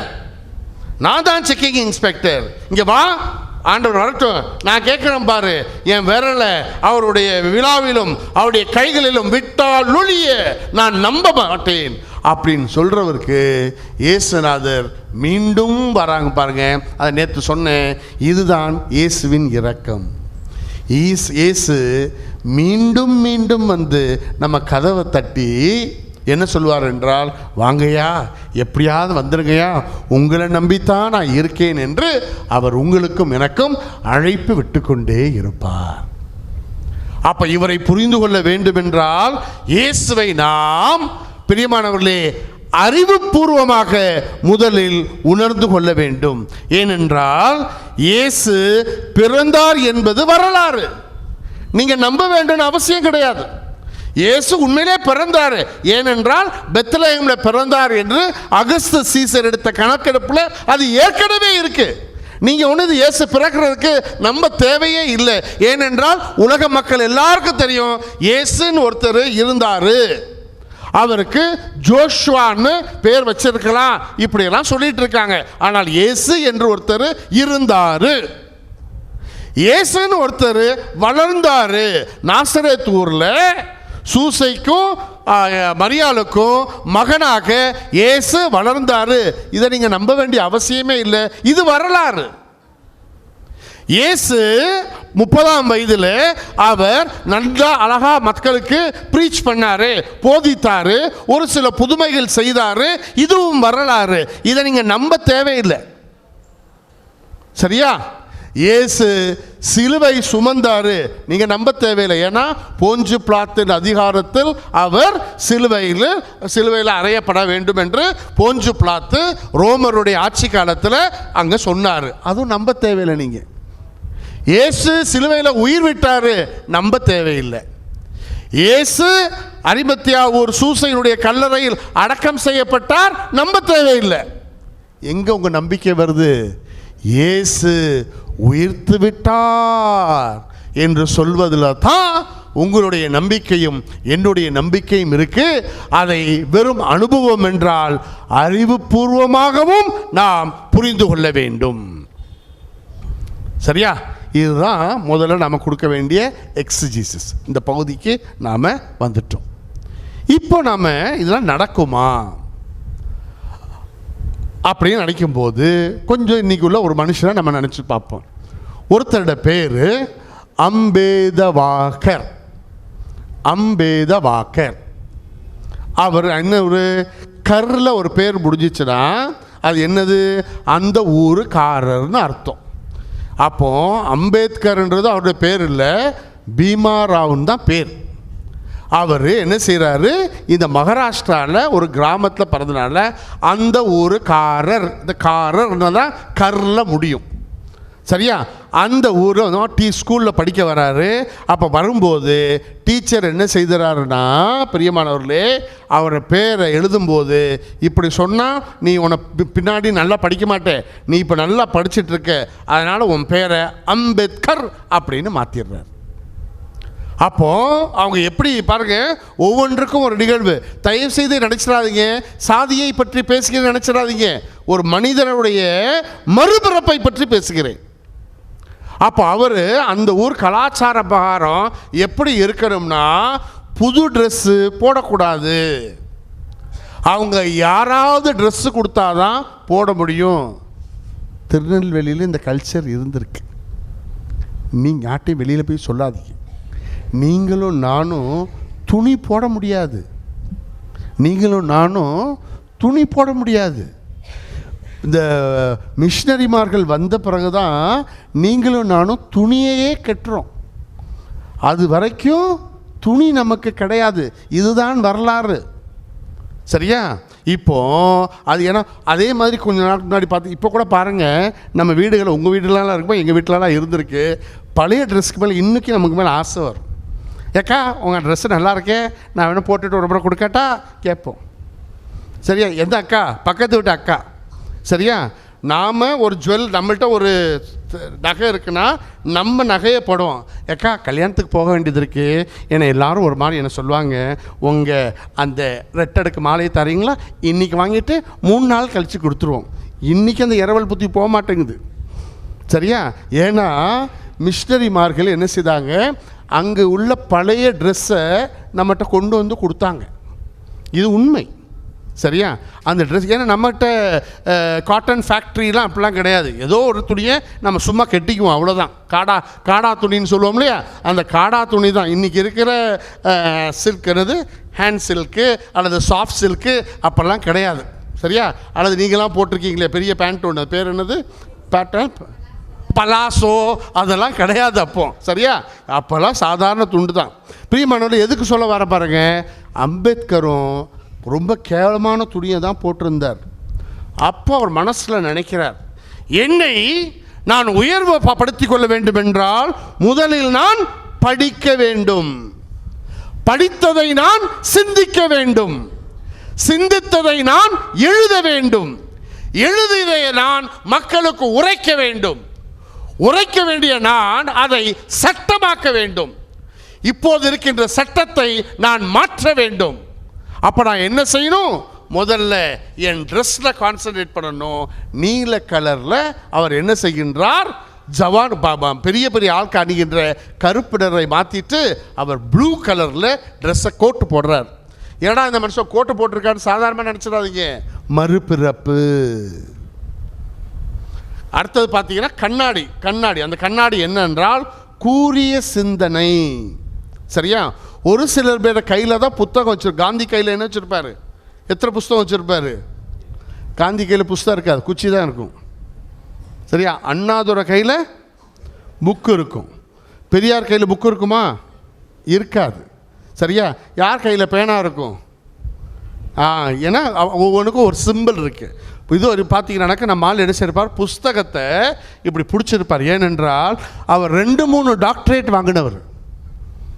பாருங்கள், அதுக்கு இப்போ எதுக்கு சொல்லுகிறேன் என்றால், அப்படி இருந்த ஒரு மனிதன் எப்படியாக மாறுகிறார் என்று நீங்களும் நானும் சுவைத்து பார்த்தால்தான் பிரியமானவர்களே புரியும். இது அறிவால் வளர்ந்து கொண்டே இருக்கணும். வெறும் பைபிளை படித்தா பத்தாது, அதுக்கு பின்னாடி இருக்கின்ற சூழ்நிலைகளை நீங்களும் நானும் படிக்க வேண்டும். படித்தால்தான் பிரியமானவர்களே நீங்களும் நானும் புரிந்து கொள்ள முடியும். எதற்காக சொல்றாங்க, எந்த இடத்துல ஆண்டவர் சொல்றாங்க? சரியா? சாத்தானும் வேதம் ஓதும், இது எங்க வரும்? சாத்தானும் வேதம் ஓதுன்றாங்கல்ல, அது எங்கே வரும்? கான்டெக்ஸ்ட்டை விட்டுட்டோம்னா தப்பு. நம்மை சோதிக்கின்ற போது, இயேசுநாதரே சோதிக்கின்ற போது சாத்தான் வேதம் ஓதுகின்றான். அப்போ நமக்கு டெஸ்டிங் டைம் வரும்போது யார் யாரெல்லாமோ அட்வைஸ் கொடுப்பாங்க. அப்போ நீங்களும் நானும் கேர்ஃபுல்லாக இருக்க வேண்டும் என்பதுதான் பாடம், அறிவு. 2வது பிரியமானவர்களே, உணர்ச்சி வசப்படுதல். தமிழனுக்கே உரித்தான ஒன்று என்னவென்றால் உணர்ச்சி வசப்படுது. ஒரு முறை எறும்பு ஆண்டவர்கிட்ட கேட்டுச்சான், ஆண்டவா இந்த மனுஷங்களுக்கு புத்தியே கிடையாதா? ஏன் ஆண்டவா நான் கடித்தா அவங்க திரும்பி கடிக்க தானே செய்யணும், ஏன் ஆண்டவா என்னை கொன்றாங்க அப்படின்னு கேட்டதுக்கு என்ன பதில் ஆண்டவர் சொல்லியிருப்பாராம், நான் எவ்வளோ முறை சொல்லிட்டேன்ப்பா, இவங்களுக்கு அறிவு தெரியும், நல்லா தெரியும், அந்த அறிவை யூஸ் பண்ணாமல் பல சமயங்களில் உணர்ச்சி வசப்பட்டுறாங்க, அதனால தான்ப்பா இருக்கு, கொஞ்சம் பொறுத்துக்கோங்க, மாறுவாங்கன்னு நினைக்கிறேன். நான் அடுத்த முறை எறும்பு கடித்தா தயவுசெய்து அடிச்சிடாதீங்க, பாவம். கொசு கடித்தா ஃபூன்னு சொல்லி விட்டுருங்க. சரியா? ஏனென்றால் அந்த இடத்துல தான் நாம் உணர்ச்சி வசப்படுபவர்களா இல்லை உணர்ச்சியை கையாள்பவர்களா? இன்னைக்கு ரொம்ப வார்த்தை நம்முடைய இளைஞர்கள் இளம்பெண்கள் பயன்படுத்த ஆரம்பிக்கிறாங்க. என்ன தெரியுமா? ஸ்ட்ரெஸ்ஸாக இருக்கு, டிப்ரெஷனாக இருக்குது. இந்த வார்த்தையெல்லாம் உங்களுக்கு தெரியுமாமா? டிப்ரெஷன் ஆகிருக்கீங்களா? எவ்வளவு கஷ்டப்பட்டிருப்பாங்கன்னு நினைக்கிறீங்க? சரியா? ஒரு உதாரணத்துக்கு சொல்கிறேன், எங்கள் அப்பாவுக்கெலாம் சம்பளம் கொஞ்சம்தான், 5 பசங்க, எங்கள் வீட்டில் 5 பசங்க, எங்கள் அப்பா மட்டும் தான் சம்பாதிச்சார். எங்கள் அப்பா ஒரு நாளும் டிப்ரெஷனாக இருக்குப்பா, ஸ்ட்ரெஸ்ஸாக இருக்குப்பா, நான் 3 நாள் லீவ் போட்டுட்டு கொடைக்கானல் ஊட்டி போகிறேன். எங்கள் அப்பா கொடைக்கானல் ஊட்டி கடைசி வரைக்கும் போகவே இல்லை. சிங்கப்பூர் கூட போனார். ஆனால் எங்கள் அப்பாவோட ஆசை ஊட்டி கொடைக்கானல் போகணுன்னு. ஆனால் அவருக்கு ஸ்ட்ரெஸ்ஸு வந்ததே இல்லை. ஆனால் இன்றைக்கி உள்ள இங்கே பிள்ளைங்க எல்லாத்துக்குமே சம்மர் சீசன் வந்துட்டு ஒரே ஸ்ட்ரெஸ்ஸாக இருக்குமா. நாங்கள் இப்போ புதுசாக ஆரம்பிச்சிருக்க டிமார்ட்டுக்கு போகிறோம்மா. டிமார்ட்டுக்கு நேற்று தான் ஒருத்தர் போயிட்டு வந்தாங்க. அங்கே போயிட்டா ஸ்ட்ரெஸ்ஸுக்காக அங்கே போனவங்க பார்க்கிங்கில் இடமே இல்லை, ஒரே ஸ்ட்ரெஸ் ஆகிட்டேன். சரி, பார்க்கிங்கில் இடம் இல்லை, சரி. அதுக்கப்புறம் பாருங்கள், உள்ளே போகிறாங்க, ஐயோ ரொம்ப மோசமாக இருக்குது, பேசாமல் நம்ம மற்ற கடையிலே வாங்கலாம் போல இருக்குது, விலை ரொம்ப ஜாஸ்தியாக இருக்குது. ஃபாதர் போயிட்டு வந்திருப்பார் போல் அப்படின்னு நினைக்காதீங்க பிரியமானவர்களே. ஸ்ட்ரெஸ்ஸு என்பது என்ன? நான் ஒரு சூழ்நிலையை எவ்வாறு கையாளுகிறேன், அதுதான். பிரியமானவர்களே, ஒரு நடந்த நிகழ்வு தான், இருந்தாலும் நீங்கள் சொல்ல மாட்டேன் எங்கே நடந்துச்சுன்னு சொல்ல மாட்டேன். ஒரு பையன் நல்லா படிக்கிற பையன் திடீர்னு காப்பி அடிச்சிட்டான். ஏன்டான்னு கேட்குறோம். அவன் சும்மா கேட்டால் ஃபஸ்ட் ரேங்க் வாங்க முடியாமல் போயிருமோன்னு பயம். ஃபெயில் ஆகிற பையன் சூப்பராக வந்து எழுதிட்டு போயிட்டான். ஃபஸ்ட் ரேங்க் வாங்குகிற பையன், பிரியமானவர்களே, ஃபஸ்ட் ரேங்க் வாங்குகிற பையன் மார்க்கு கம்மியாகி விடுமோன்னு பயத்தில், அவனுக்கு தெரிஞ்ச ஆன்சர் மறந்து விடுவோம் என்ற நினைப்பில், பிரியமானவர்களே, அவன் எழுதி மாட்டிக்கிட்டான். மாற்றதோடு இல்லாமல் இப்போ என்னாச்சு, அவனுக்கு அடுத்த ஸ்ட்ரெஸ்ஸு வந்துட்டு. என்ன ஸ்ட்ரெஸ் வந்துட்டு, எங்கள் அம்மா அப்பா கஷ்டப்பட்டு என்னை படிக்க வைக்கிறாங்களே, அவங்களுக்கு நான் ஒரு இழுக்க கொடுத்துட்டேனேன்னு 15 பேரஸ்டமல் மாத்திரையை சாப்பிட்டாச்சு. ஹாஸ்டலில் நடந்துச்சு. பிரியமானவர்களே, இன்றைக்கி நாங்கள் பயந்தான். இப்போ எங்களுக்கு ஸ்ட்ரெஸ் வந்துட்டு. ஏன்னா அந்த பையன் ஏதாவது எழுதி வச்சான்னு வச்சுக்கோங்களேன், பிரின்சிபல் ரூஃபஸ் என்னை தகாத வார்த்தையால் திட்டினார், நான் மன உளைச்சலுக்கு ஆளானேன் அப்படின்னா என்ன 15 வேணாப்பா, கையே காட்ட மாட்டேனா, சரியா? என்ன 15 நாள் ரிமாண்டில் வச்சுருவாங்க. அதுக்கப்புறம் தான் விசாரணை, பிரியமானவர்களே. அப்போ அந்த 15 நாள் நமக்கு ஸ்ட்ரெஸ் இல்லை. அதுக்கப்புறம் என்ன வார்த்தை உண்டோ தெரியாது. புக்கை எடுத்தால் புக்கை படிக்க முடியாது. செய்யாத குற்றத்துக்கு நான் மாட்டிக்கொள்வேன் என்கிற போது எப்படி இருக்கும் பாருங்க. இன்றைக்கி நான் இதை சிரிச்சுக்கிட்டே சொன்னாலும் பிரியமானவர்களே, நிறைய பேர் இதற்குள் ஆளாயிட்டோம். இன்றைக்கி நான் சும்மா எங்களுடைய பிள்ளைங்க வந்து எங்கள்கிட்ட பார்க்க வந்தாங்கன்னா அவங்கள கொஞ்சம் கை காட்டுமா, வளையெல்லாம் நல்லா போட்டிருக்கியா அப்படின்னு கையை காட்ட சொல்வேன். இந்த இடம் பூரா வெட்டி இருக்கு. உங்கள் பிள்ளைங்கள பிறகு வீட்டில் போய் பாருங்கள், சரியா? கையில் வளையல் போடுறதுக்கு பதிலாக இந்த இடத்துலலாம் வெட்டி இருக்காங்க. என்ன ஸ்ட்ரெஸ் தான், என்ன ஸ்ட்ரெஸ்ஸு? நம்ம பிள்ளைங்க லேஸ்ட்டாக லவ் பண்ணாதீங்க, யாருக்கு தெரியும் இருந்தாலும். ஆனால் ஃப்ரெண்ட்ஷிப்பு, ஒரு பிள்ளையும் ஒருத்தரும் பேசிக்கொள்ளவில்லை என்பதற்காக ஸ்ட்ரெஸ்ஸு. அதை வீடியோ எடுத்து போடுறது, அதில் 4-5 பேர் லைக் வேறு போடுறாங்க. அதுக்கு ஒரு லைக் வேறு போடுறாங்க. பிரியமானவர்களே, இன்றைக்கி நம்முடைய குழந்தைகள் எப்படி உணர்ச்சியை கட்டுப்படுத்துவது என்று தெரியவில்லை. உணர்ச்சியை நாம் ஆழ வேண்டும். நாம் ஆதாம் ஏவாள் போல உணர்ச்சிக்கு ஆட்பட விடக்கூடாது. சூப்பராக அதை தொடக்க நூலில் ரொம்ப அழகாக போட்டிருப்பாங்க. அந்த பழம் கண்ணுக்கு பார்ப்பதற்கு அழகாக இருந்தது, சாப்பிட்றதுக்கு முன்னாடியே எச்சு ஊறுது அவங்களுக்கு. அதனால தான் இந்த உணர்ச்சியை மாத்திரம் கொஞ்சம் கையாண்டிருந்தானாக்கும் பிரியமானவர்களே பைபிளே இல்லாமல் போயிருக்கும் இல்லையா? உணர்ச்சிகளை அவர்கள் அடுத்தால் பாருங்க, எவ்வளோ தூரத்துக்கு அடுத்தவன் ஆதாமேவல் தான் இப்படி இருக்கான். அடுத்தவன் 2 பேர் வரான் பாருங்க. யாரு? ஆபேலும் காயினும். சரியா? ஆபேல் என்ன செய்யறான்? நல்ல கனிகளை கொடுக்குறான். அதை பார்த்துட்டு இவனுக்கு உணர்ச்சி வசப்படுகின்றான், கொலை செய்து விடுகின்றான். சரியா? கொஞ்ச நாளுக்கு முன்னாடி இதில் பார்த்து வாட்ஸ்அப் இதில் பார்த்துருப்பீங்கன்னு நினைக்கிறேன். ஒரு குழந்தை பாருங்கள், ஒரு அப்பா எவ்வளோ தவறான செய்கிறாங்க. ஒரு பொம்மை எடுத்துக்கிட்டாங்க. எந்த பொம்மை? ஒரு டெடிபேர் பொம்மை எடுத்துக்கிட்டு இப்படி தூக்கி போட்டு விளையாடுறார். குழந்தை பார்த்து கை தட்டிக்கிட்டு இருக்கு. சரியா? இப்போ அந்த குழந்தை இப்படி போட்டுட்டு டப்புற கை தட்டுறாரு, அது கீழே விழுந்துருது. இப்போ இந்த குழந்தைய அவர் என்ன செய்கிறாரு, வா உன்னை தூக்கி போடுறேன் அப்படின்னு தூக்கி போடுறாங்க. குழந்தை வருமா? அதை அடித்து புரண்டு ஓடுது. பிரியமானவர்களே, எவ்வளவு தவறான ஒரு பாடத்தை கற்றுக் கொடுக்குறாங்க பாருங்கள்.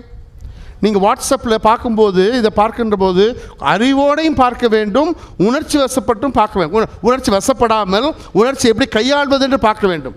ஒரு குழந்தைய அவங்க அம்மா இதை வச்சு எடுக்கிறாங்க, எடுக்கிறாங்க, திட்டுறாங்க, அந்த குழந்தைய திட்டுறாங்க. அதுக்கு அந்த குழந்தைக்கு இன்னும் திட்டுறதுக்கு ஸ்பெல்லிங் கூட தெரியாது, அது அப்படி சொல்லுது. அதை படம் பிடிச்சு அவங்க எல்லாருக்கும் வேறு அனுப்புகிறாங்க.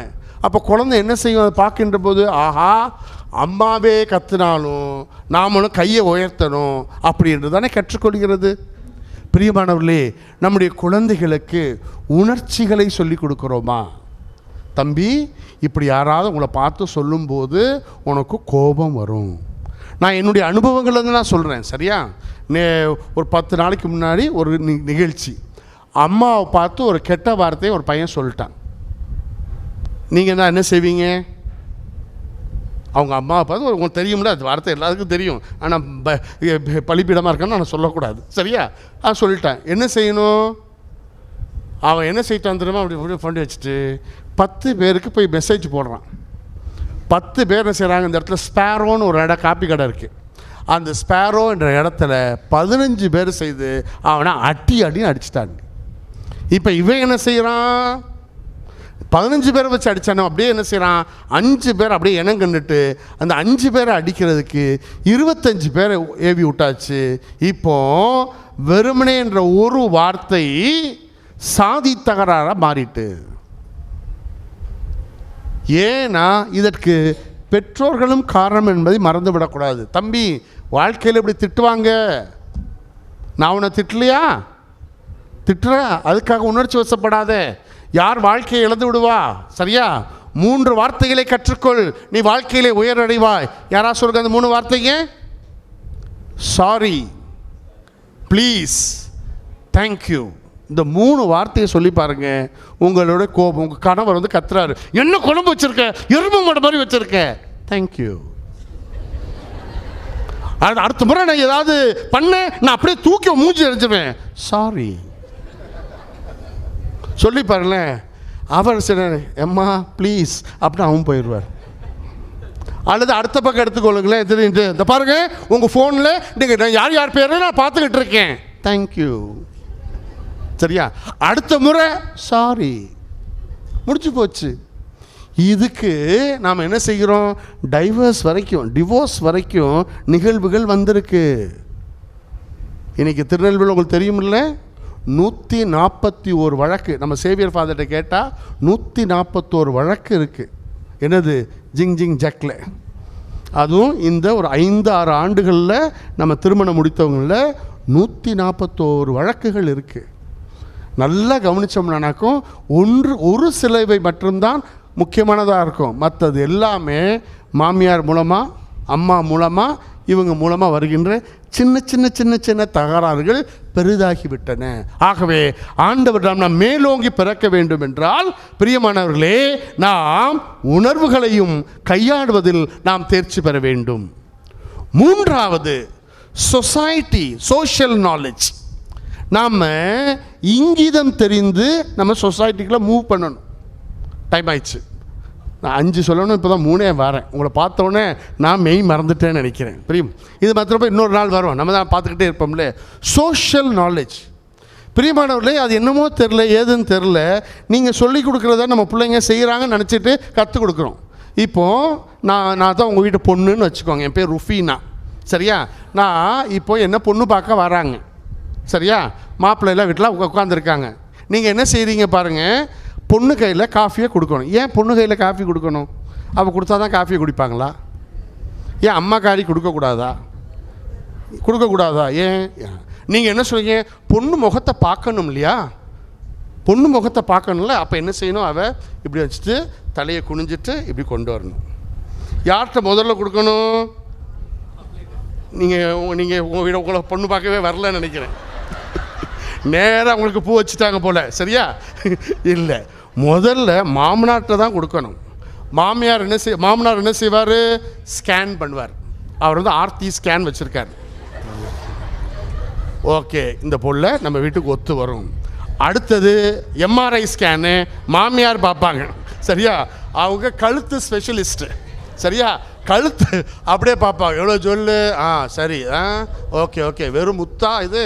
இல்லை முத்து இல்லை, டைமண்ட் வச்சுருக்கா. ஆளுக்காசில் தான் வாங்கியிருக்கா. நான் பார்த்துருக்கேன். இந்த இது நான் ஆர்டர் கொடுக்கும் போதே பார்த்துருக்கேன். ஏன் மகள்கிட்ட கேட்பா, ஆளுக்காசு தானே? இல்லைம்மா, இது அலங்கார், தூத்துக்குடியில் தான் கிடைக்கிது. ஓஹோ, சரி.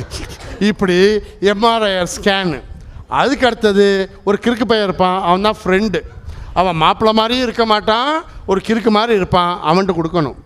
அதுக்கு அப்புறம்தான் பொண்ணு வந்து மாப்பிள்ளைகிட்ட கொடுக்கணும். மாப்பிள்ளை பார்க்க முடியுமா? அப்படி பார்க்க முடியுமா? பார்க்கக்கூடாது. பார்த்தானாக்கா என்ன அலைஞ்சா பயிலாக இருக்கானேன்றுவாங்க. அதனால் மாப்பிள்ளை என்ன செய்வான்? இவ்வளோ தான், ஒரு ஃபோட்டோ தான். சரியா? இவ்வளோ தான் எடுக்கணும். மாப்பிள்ளையை பார்க்கலாமா?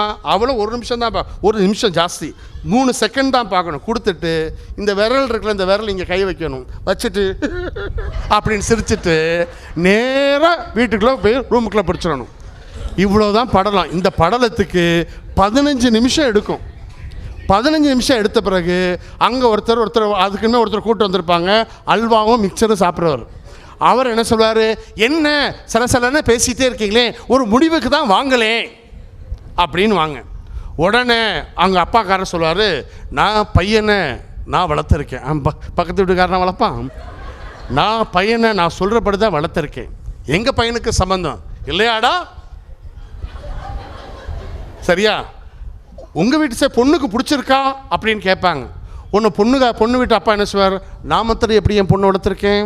அவள் நில்லுனா நிற்பா, உட்காருனா உட்காந்துருப்பா, நின்றுருப்பா, அவள் உட்காந்துட்டு இருப்பா, அவள் எஞ்சிருப்பா. சரியா? ஆமாப்பா. பொண்ணு பிடிச்சிருக்கா, அப்பா மாப்பிள்ளையை பிடிச்சிருக்கா அப்படின்னு பொண்ணு சொல்லலாமா? சொல்லக்கூடாது. அப்பா நீங்கள் என்ன நினைக்கிறீங்களோ அதான்ப்பா நான் செய்வேன் அப்படின்னு வெக்கப்பட்டு சொல்லணும்.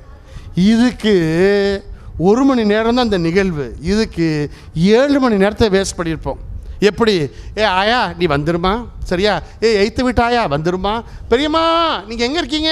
நான் பேட்டையில் இருக்கேன், தயவுசெய்து எல்லாரையும் கூட்டிகிட்டு வந்திருக்கேன்னா வந்திருக்கேன். நீங்கள் எங்கே இருக்கீங்க? நான் வள்ளியூரில் இருக்கேன் பாருங்க அப்படின்னு எல்லாத்தையும் கூட்டி. இதுதாங்க சோஷியல். நமக்கு எதை அமைதியாக பொண்ணு பிடிக்கலன்னு சொன்னேன்னு வச்சுக்கோங்களேன், என்ன ஆகும்? யார் மானம் போகும்? பிரியமானவர்களே, சில விஷயம் நான் இதுக்கு அகெயின்ஸ்ட் கிடையாது. கொஞ்சம் யோசித்து பாருங்கள். சில சமயம் நாமே நம் வீட்டில் நடக்க வேண்டிய ஒரு சிலவற்றை பப்ளிக்காக சொல்லிடுறோம். இது மிக மிக தவறு. ஒரு பையன் ஃபெயில் ஆகிட்டான்னு வச்சுக்கோங்களேன், ஐயா ஏண்டா ஐயா மானத்தை வாங்கினேன் பாருங்க, வசந்தி அக்கா இப்போ எத்தனை மார்க் வாங்கிட்டு வந்திருக்கா பாருங்க, கில்பர்ட் அக்கா எவ்வளோ வாங்கிட்டு சொல்லணுமா? ஏன் பிரியமானவர்களே, நம்முடைய பிள்ளைங்களுடைய மானத்தை நாமே வாங்கி விடுகின்றோம். இதுதான் சொசைட்டல் ப்ரூடன்ஸ் அல்லது நாலேஜ். ஒரு சில விஷயங்களை நாம் நமக்குள் வைத்துக்கொண்டு திருமணம் வருகின்ற போது சொல்கிறது தவறில்லை. பிரியமானவர்களே, நிக்கதேமு நினச்சிருந்தா இந்த கேள்விகளை எல்லாம் வெட்ட வெளியில் கேட்டிருக்கலாம்ல, கேட்டிருக்க மாட்டார். ஏனென்றால் ஒரு சில சமயங்களில் நாம் பரஸ்பரமாக பேசிக்கொண்டு இருக்கின்ற போதுதான் சமுதாய அக்கறையும் நமக்கு வரும். பிரியமானவர்களே, மறுபடியும் நாம் பிறக்க வேண்டும் என்றால் அது தூய ஆவியாரின் ஆற்றல். அந்த தூய ஆவியாரின் ஆற்றல் என்னது? தூய ஆவியாரின் கொடைகள் எத்தனை? புத்தி, ஞானம், புத்தி. படித்து வச்சுக்கோங்க, நான் நாளைக்கு வந்து கேட்பேன். சரியா? அந்த 7ஐயும் பெற வேண்டும். தூய ஆவியாருடைய கனிகள் ஸ்டார்டிங்கு அது ஈஸி. அடுத்தது பரவாயில்ல. இது எல்லாவற்றையும் நமதாக்கி கொள்ள முடியும். இந்த அருமையான நல்ல நாளில் ஆண்டவரிடம் மன்றாடுவோம். ஆண்டவா, நான் மறுபடியும் பிறக்க வேண்டும், மறுபடியும் உம்முடைய வார்த்தைகளை சுவைக்க வேண்டும், மறுபடியும் நான் சீடத்தியாக மாற வேண்டும் என்று நாம் இப்போது அனைவரும் எழுந்து நின்று நம்முடைய ஆசைகள், தேவைகள், கனவுகள், எண்ணங்கள் எல்லாத்தையும் மன்றாட்டுக்களாக வைத்துக்கொண்டு இந்த பாடலோடு நாம் இணைந்து பாடுவோம்.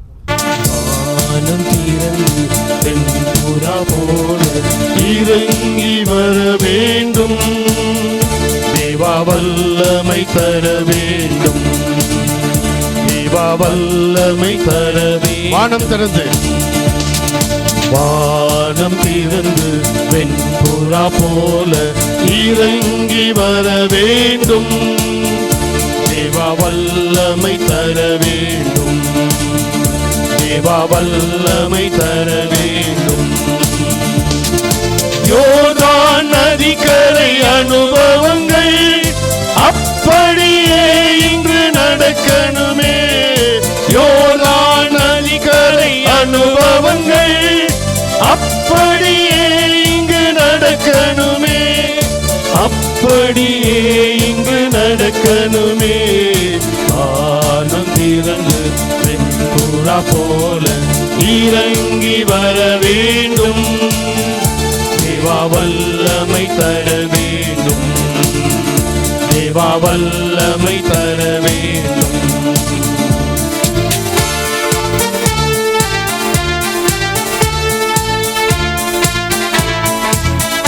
மறுபடியும் நான் திறக்க வேண்டும், மறுபடியும் நான் பிறக்க வேண்டும், மறுரூபமாக மாற வேண்டும், மறுபடியும் நான் பிறக்க வேண்டும், மறுரூபமாக மாற வேண்டும். யோர்தான் நதிக்கரை அனுபவங்கள் அப்படியே இங்கு நடக்கணுமே, யோர்தான் நதிக்கரை அனுபவங்கள் அப்படியே இங்கு நடக்கணுமே, அப்படியே இங்கு நடக்கணுமே. வானம் திறந்து வெண்புறா போல இறங்கி வர வேண்டும், தேவா வல்லமை தர வேண்டும், தேவா வல்லமை தர வேண்டும். நாம் இப்போது அப்பரசத்தை காணிக்கையாக நம்முடைய மன்றாட்டுகளோடு சேர்ந்து ஒப்புக் கொடுப்போம். அனைவரும் அமர்வோம். ஏந்தி தட்டி தாங்கி வாழ்வும் செயலும் சிந்தனையும் வாஞ்சையோடு அளிக்கின்றேன், ஏற்றருள் வீரம் பிதாவே, ஏற்றருள் வீரம் பிதாவே.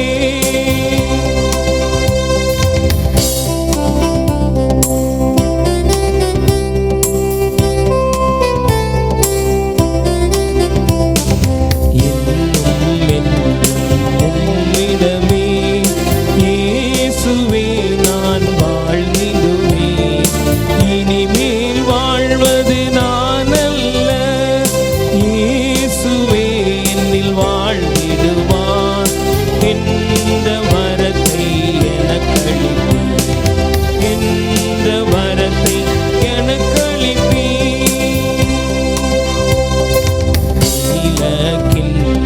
ரசமதிலே நீர் துளி போலே கலந்து நேச இயேசுவின் பாதத்திலே நிரந்தரமாய் நான் நிலைத்திடவே ஆசை கொண்டே அருள் புரிவே, ஆசை கொண்டே அருள் புரிவே. சகோதர சகோதரிகளின் அவரை ஒப்புக் கொடுக்கும் இத்திருப்பலி எல்லாம் உள்ள தந்தையாக இறைவனுக்கு ஏற்புடையதாகபடி ஜெபியுங்கள். ஆண்டவர் தம் திருப்பெயரின் புகழ்ச்சிக்காகவும் ஆட்சிக்காகவும் நமது நன்மைக்காகவும் புனித திரவின் அனைத்தனங்களுக்காகவும் உமது கையில் நின்று பலியேற்றுக் கொள்வாராக. ஆண்டவரே, இப்பாஸ்கா மறை நிகழ்வுகள் வழியாக எங்களை என்றும் அக்களிப்பு செய்திட உம்மை வேண்டுகின்றோம். அதனால் நாங்கள் தொடர்ந்து புரியும் பரிகாரச் செயல் எங்களுக்கு முடிவில்லா பேரின்பத்தின் காரணமாய் அமைவதாக. எங்கள் ஆண்டவராகிய கிறிஸ்து வழியாக உம்மை மன்றாடுகின்றோம். ஆண்டவர் உங்களோடு இருப்பாராக.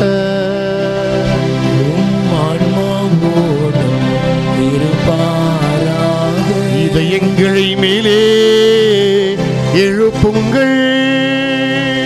ஆண்டவரிடம் எழுப்பியுள்ளோம். நம் இறைவனாகிய ஆண்டவருக்கு நன்றி பாடுவோம். அது தகுதியும் நீதியுமானது.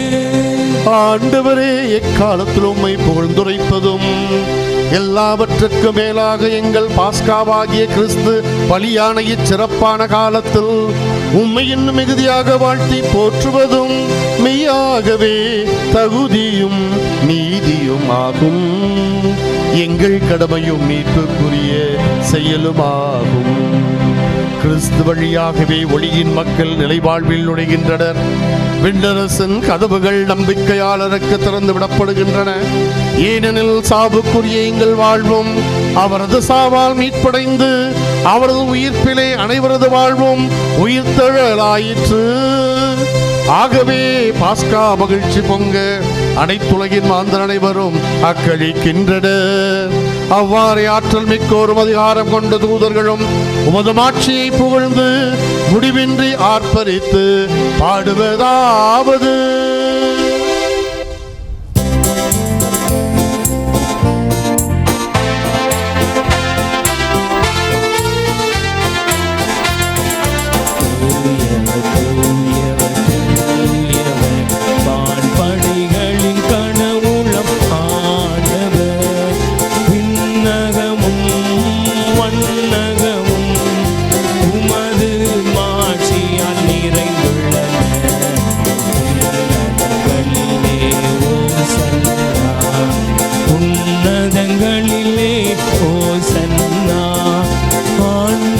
பெயரால் வருகிறவர் ஆசி பெற்றவர். உன்னதங்களிலே ஓசன்னா, உன்னதங்களிலே ஓசன்னா.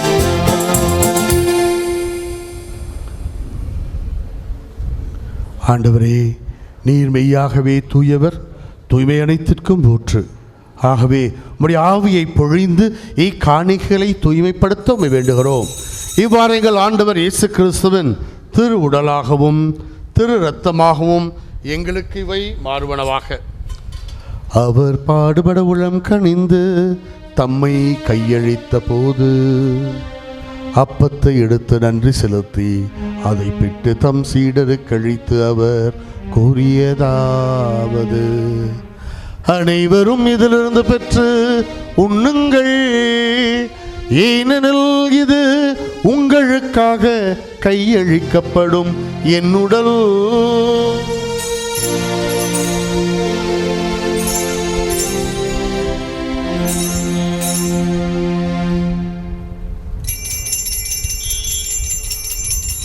அவ்வண்ணமே இரவு விருந்தை அருந்திய பின் கிண்ணத்தையும் எடுத்து மீண்டும் உமக்கு நன்றி கூறி தம் சீடர்களுக்கு அளித்து அவர் கூறியதாவது: அனைவரும் இதிலிருந்து பெற்று பருகுங்கள், ஏனெனில் இது புதிய நிலையான உடன்படிக்கைக்குரிய என் இரத்தத்தின் கிண்ணம். இது பாவ மன்னிப்புக்கென்று உங்களுக்காகவும் பலருக்காகவும் சிந்தப்படும். இதை என் நினைவாகச் செய்யுங்கள், இதை என் நினைவாகச் செய்யுங்கள்.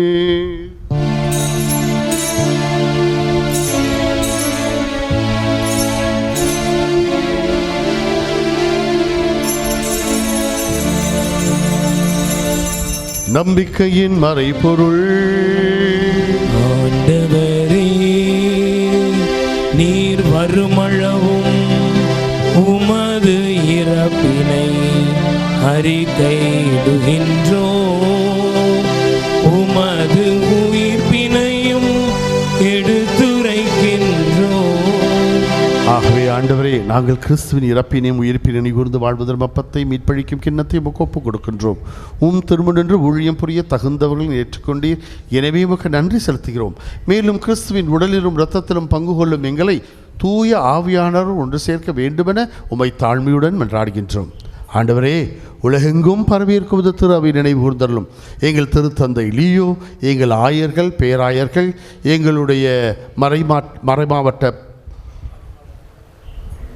ஆளுநராக வழிநடத்துகின்ற அருட்தந்தை மோட்சராஜன், எல்லா திருநிலையினராகிய அனைவரோடும் உமது திரு அவை அன்பில் நிறைவேறச் செய்தலும். இன்று இந்த அருமையான விழாவை மிக சிறப்பாக ஏற்படுத்தியிருக்கின்ற இந்த நற்செய்தி பணிக்குழுவுக்காக மன்றாடுவோம். இறைவா, இவர்களையும் இவர்கள் செய்கின்ற ஊழியத்தையும் நீர் ஆசீர்வதிப்பீராக. இவர்கள் நற்செய்தியின் திருத்தூதர்களாக அமைய தூய ஆவியாரின் வல்லமையும் கனிகளும் கொடைகளும் பெற்றவர்களாக எல்லா இடங்களுக்கும் நற்செய்தியினை சிறப்பாக அறிவித்திட இவர்களுக்கு ஆக்கத்தையும் ஊக்கத்தையும் திறத்தையும் திடத்தையும் அள்ளி அள்ளி தரவும் என்றாடுகின்றோம். இவர்களுக்கு தேவையான பொருள் வளத்தையும் அருள் வளத்தையும் நீர் அள்ளி அள்ளி தரமாறும் என்றாடுகின்றோம். இதோ இந்த அருமையான நல்ல நாளிலே தன்னுடைய விடுமுறை நாளை இந்த அருமையான நிகழ்வுக்காக செலவழித்து வந்திருக்கின்ற இந்த எல்லா குடும்பங்களுக்காகவும் அவருடைய அன்பு பிள்ளைகளுக்காகவும் உடன்பிறப்புகளுக்காகவும் என்றாடுகின்றோம். இறைவா, இவர்களை ஆசீர்வதிப்பீராக. இவர்கள் ஆவியால் நிரப்ப பெற்று அவர்களுடைய இல்லற வாழ்விலே எப்போதும் மகிழ்ச்சியும் அமைதியும் சமாதானமும் நிறைவும் உள்ளவர்களாக அருள் வளமும் பொருள் வளமும் பெற்று வாழ்வாங்கு வாழச் செய்ய வேண்டும் என்றும் உரிமையான வாழ்வை நோக்கி அவர்களை அழைத்துச் செல்ல வேண்டும் என்று உம்மை மன்றாடுகின்றோம். எங்களோடு வாழ்ந்து மரித்த நல்ல உள்ளங்களுக்காக மன்றாடுகின்றோம். இறைவா, அவர்களுக்கு நித்திய இளைப்பாற்றி அளித்தரலும்.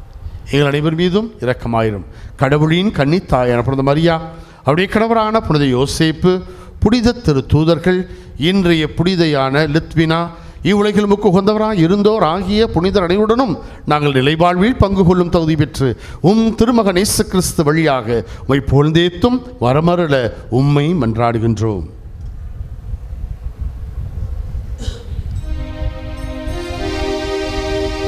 இவர் வழியாக இவரோடு இவரில் எல்லாம் வல்ல இறைவனாகிய தந்தையே, தூய ஆவியாரின் ஒன்றத்தில் எல்லா புகழும் ஆட்சியும் என்றென்று உமக்கு உரியதே.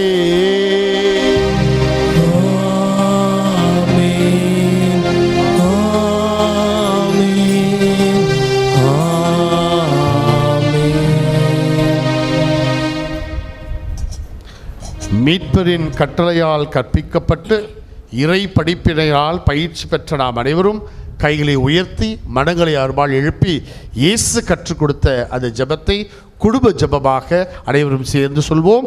விண்ணுலகில் இருக்கிற எங்கள் தந்தையே, உமது பெயர் தூயதென போற்ற பெறுக. உமது ஆட்சி வருக. உமது திருவுளம் விண்ணுலகில் நிறைவேறுவது போல மண்ணுலகிலும் நிறைவேறுக. எங்கள் அன்றாட உணவை இன்று எங்களுக்கு தாரும். எங்களுக்கு எதிராக குற்றம் செய்வோரை நாங்கள் மன்னிப்பது போல எங்கள் குற்றங்களை மன்னியும். எங்களை சோதனைக்குட்படுத்தாதையும் தீமையிலிருந்து எங்களை விடுவித்தரலாம். ஆண்டவரே, தீமை அனைத்திலும் எங்களை விடுவித்து எங்கள் வாழ்நாளில் அமைதியை கண்டியோடு நலமே என்றாடுகின்றோம். ஒரு இரக்கத்தின் உதவியாக நாங்கள் பாவத்திலிருந்து எப்போது விடுதலை பெற்று யாதொரு கலக்கமின்றி நலமாயிருப்போமாக. நாங்கள் நம்பியிருக்கின்ற பேரின்ப வாழ்வையும் என் மீட்பராக இயேசு கிறிஸ்துவின் வருகைக்காக காத்திருக்கின்றோம். ஏனெனில் ஆட்சியும் வல்லமையும் ஆட்சியும் என்றென்றும் உமதே. ஆண்டவராக இயேசு கிறிஸ்துவே, அமைதியை உங்களுக்கு விட்டு செல்கிறேன், என் அமைதியை உங்களுக்கு அளிக்கின்றேன் என்றும் திருத்தூதர்களுக்கு மொழிந்தீரே. எங்கள் பாவங்கள் பலவீனங்கள் இவற்றை பாராமல் முத திரு அவை நம்பிக்கை கண்ணோக்கி எங்களுக்கு அமைதியும் ஒற்றுமை அளித்தர திருவிழம் கொள்வீராக. என்றென்று வாழ்ந்து ஆட்சி செய்கின்றவர் நீரே. ஆண்டோடைய அமைதி உங்கள் அனைவரோடும் என்றும் எப்போதும் இருப்பதாக, உம் ஆன்மாவோடும் இருப்பதாக. உயிர்த்த நமது ஆண்டவராக இயேசு கிறிஸ்து தருகின்ற அமைதியை ஒருவரோடு ஒருவர் பகிர்ந்து கொள்வோம்.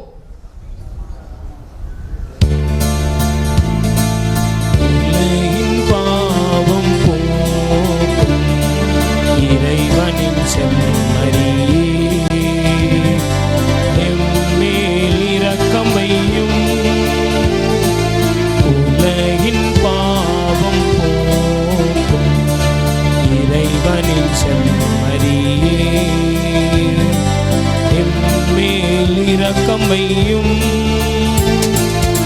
உலகின் பாவம் போக்கும் இறைவனின் செம்மறியே, எமக்கு அமைதி அருளும், எமக்கு அமைதி அருளும். இதோ இறைவனின் செம்மறி, இதோ உலகின் பாவங்களை போக்குகின்றவர். நீங்களும் நானும் மறுபிறப்படைந்தவர்களாக ஆவியின் வல்லமையில் செயல்பட வேண்டும் என்று நம்மை அழைக்கின்ற, வாஞ்சையோடு அழைக்கின்ற நமது ஆண்டவராகிய உயிர்த்த கிறிஸ்து இவரே. இந்த செம்மறியின் விருந்துக்கு அழைக்கப்பட்ட நாம் அனைவரும் பேறு பெற்றோர். ஆண்டவரே, நீர் என் நிலத்தில் எழுந்துள்ள நான் தகுதியற்றவன், ஆனால் ஒரு வார்த்தை மட்டும் சொல்லிவிடும், எனது ஆன்மா நலமடையும். கிறிஸ்துவின் திருவுடலும் திருத்தமை காத்து முடிவில்லா வாழ்வளிப்பதாக. ஆமேன்.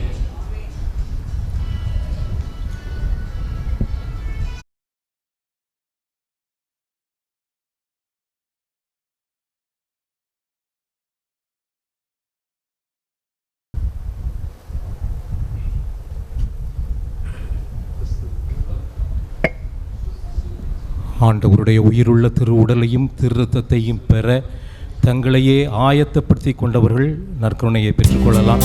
பிற மதத்தினரோ பிற சபையினரோ தயவு செய்து இந்த திருவிருந்தில் கலந்து கொள்ள வேண்டாம். அவர்கள் இருந்த இடத்தில் இருந்து கொண்டு சகோதரோடு இணைந்து இறை புகழ்ச்சி செய்வோம்.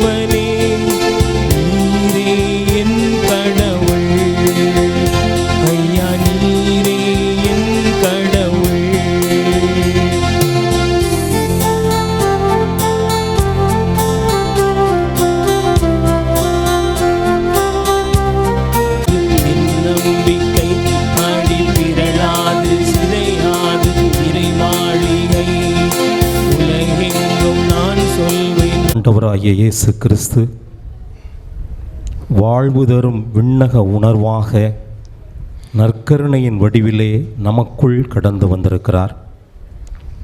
இது மௌனத்தில் அவரோடு உரையாடுகிற நேரம்.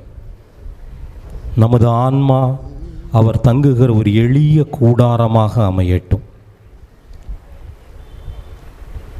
அப்பரச குணங்களிலே நமக்குள் கடந்து வந்திருக்கிறவர் அந்த குணங்கள் மறைகிற பொழுது பிரசன்ன வடிவிலே நமக்குள் தங்கும்படி அவரை நாம் கேட்டுக்கொள்வோம். ஒளியாக நமக்குள் வந்திருக்கிறார். இனி இருள் என்பது நமக்குள் இல்லை. நன்மையாக நமக்குள் கடந்து வந்திருக்கிறார். இனி தீமை என்பது நமக்குள் இல்லை. உண்மையாக நமக்குள் கடந்து வந்திருக்கிறார். இனி பொய்மை என்பது நமக்குள் இல்லை. பரிசுத்தராக நமக்குள் கடந்து வந்திருக்கிறார். இனி பாவம் என்பது நமக்குள் இல்லை. மருத்துவராக நமக்குள் கடந்து வந்திருக்கிறார். இனி நோய்கள் என்பது நமக்குள் இல்லை. இனி என்னுடைய சிந்தனை, என்னுடைய பார்வை, என்னுடைய சொல், என்னுடைய செயல், என்னுடைய இதயம் எல்லாம் இயேசுவாக மாற வேண்டும். அவரோடு உரையாடுவோம். அவரை நமது வீட்டிற்கு எடுத்துச் செல்லுவோம்.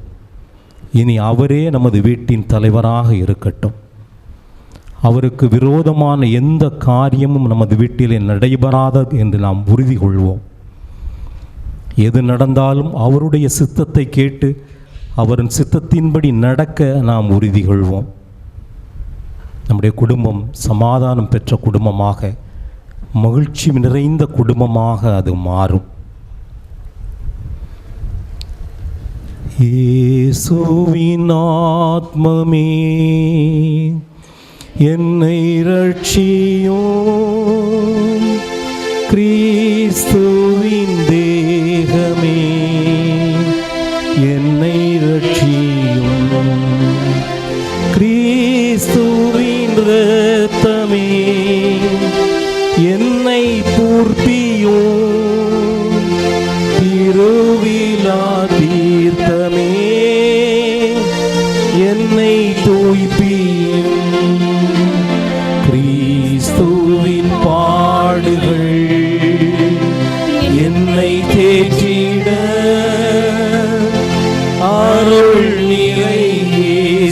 இயேசுவே என்னை ஏற்றிடும் அரிய காயங்களுள் என்னை வைத்திடும் பிரிந்திடா வண்ணமாய் என்றும் கட்டிடும் பொழுது சத்ருவிடம் நின்றை காத்திடும் மரணமின் வேளையில் என்னை கூப்பிடும் பரகதியிடம்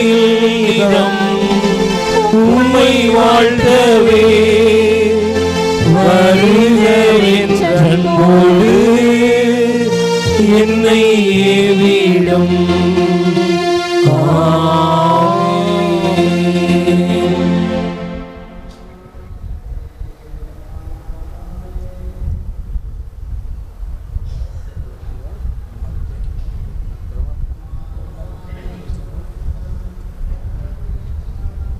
யோடு மன்றாடுவோமாக. ஆண்டவரே, நாங்கள் புரியும் வேண்டுதலுக்கு செவி சாய்த்தருளும். அதனால் எங்கள் மீட்பின் இப்புனிதமிக்க பரிமாற்றம் எங்களுக்கு இவ்வுலக வாழ்வில் அருள் உதவி அளித்து என்றென்னும் உள்ள மகிழ்ச்சிக்கான உறுதியை அளிப்பதாக. எங்கள் ஆண்டவராகிய கிறிஸ்து வழியாக உம்மை மன்றாடுகின்றோம்.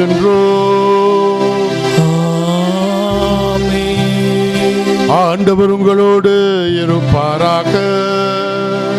உம் ஆன்மாவோடும் இருப்பாராக. எல்லாம் வல்ல இறைவன் இந்த பாஸ்கா பெருவிழா காலகட்டத்தில் உங்களுக்கு எல்லா ஆசிகளையும் அருளையும் வழங்கி பாவத்தின் தாக்குதல் அனைத்திலிருந்தும் இரக்கமுடன் காப்பாற்றுவாராக. ஆமென். அவருடைய ஒரே திருமகனின் உறுப்பினால் நிலை வாழ்வுக்கு உங்களை தகுதி பெற செய்த இறைவன் அழியா வாழ்வின் குறைகளால் உங்களை நிரப்புவாராக. ஆமென். ஆண்டுடைய பாடுகளின் நாட்களுக்கு பின் பாஸ்கா விழாவை மகிழ்ச்சியோடு கொண்டாடும் நீங்கள் முடிவற்ற விண்ணக பாஸ்கா விழாவுக்கு அக்களிப்புடன் அவரது அருளால் வந்து சேர்வீர்களாக. ஆமென். எல்லாம் வல்ல இறைவன் தந்தை, மகன், தூய ஆவியார் உங்கள் அனைவரையும் ஆசீர்வதிப்பாராக. ஆமென். கிறிஸ்து இயேசுவின் அருளையும் ஆசிரையும் வளத்தையும் பெற்றவர்களாக சென்று வாழுங்கள். திருப்பலி நிறைவுற்றது. அல்லேலூயா, அல்லேலூயா.